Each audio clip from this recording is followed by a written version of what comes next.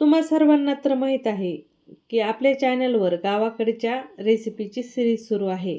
अगदी सोप्या रेसिपी असतात, पण खमंगही तेवढ्या, टेस्टीही तेवढ्या आणि बनवायला झटपट तयार होतात. तर आजची आपली रेसिपी आहे गावाकडच्या अंगणवाडीतला भात.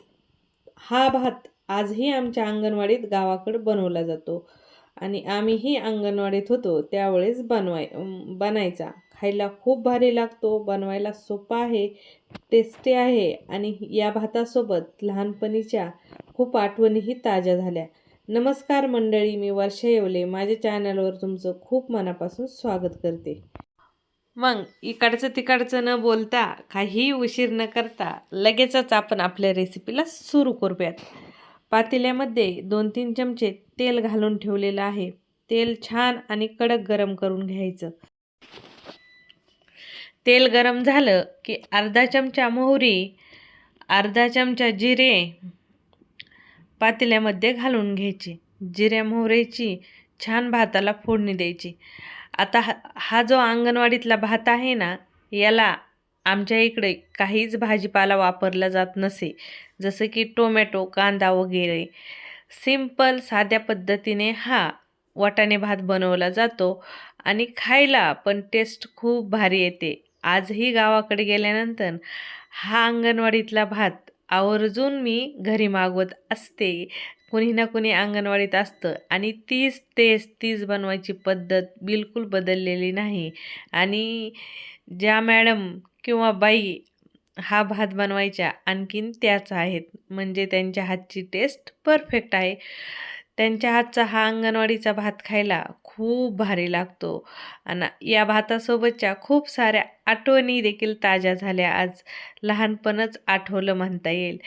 तर आता तेल गरम झाल्यानंतर मी थोडासा लसूण ठेचून घातला, कढीपत्ते आणि बारीक कोथिंबीर कट करून घातली. नंतर वाटाणे घालून घेतले. आता या भातामध्ये मी फ्रेश वाटाणे वापरत आहे, कारण आता वाटाण्याचा सीझन आहे, तर खूप सारे वाटाणे मार्केटमध्ये आलेले आहेत. तर इथं मी फ्रेश वाटाणे घेतलेले आहेत.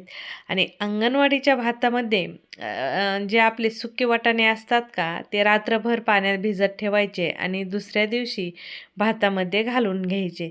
या पद्धतीने वाटाणे भात अंगणवाडीतला बनवला जातो. बस मी वाटाणे चेंज केलेले आहेत.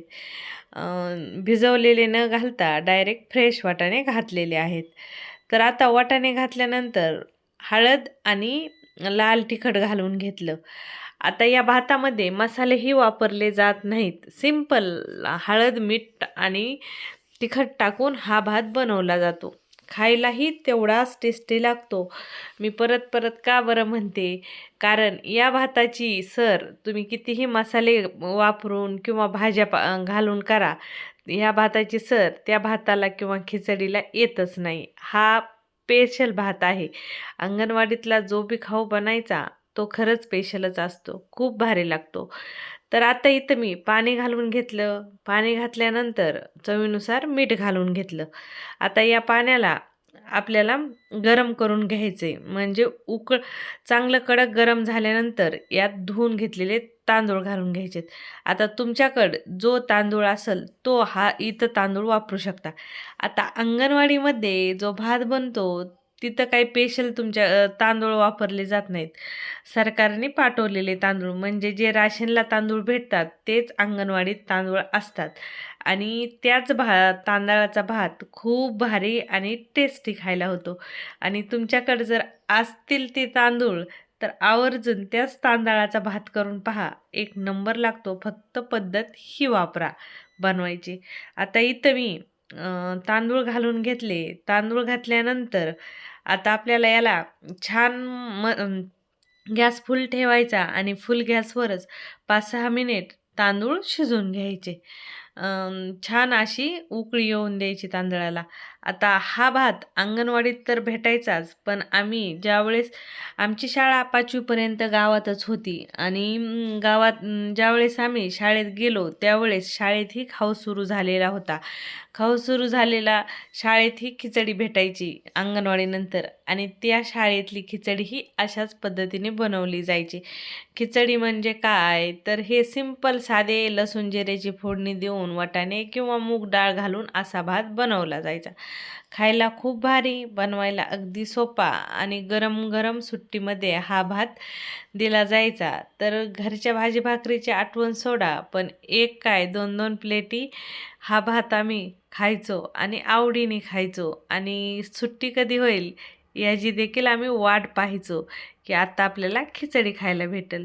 आणि काही असो, शाळातली खिचडी, वाटाण्याच्या घुगऱ्या, मुगाच्या घुगऱ्या खरंच स्पेशल असायच्या आणि खायलाही भारी लागायच्या.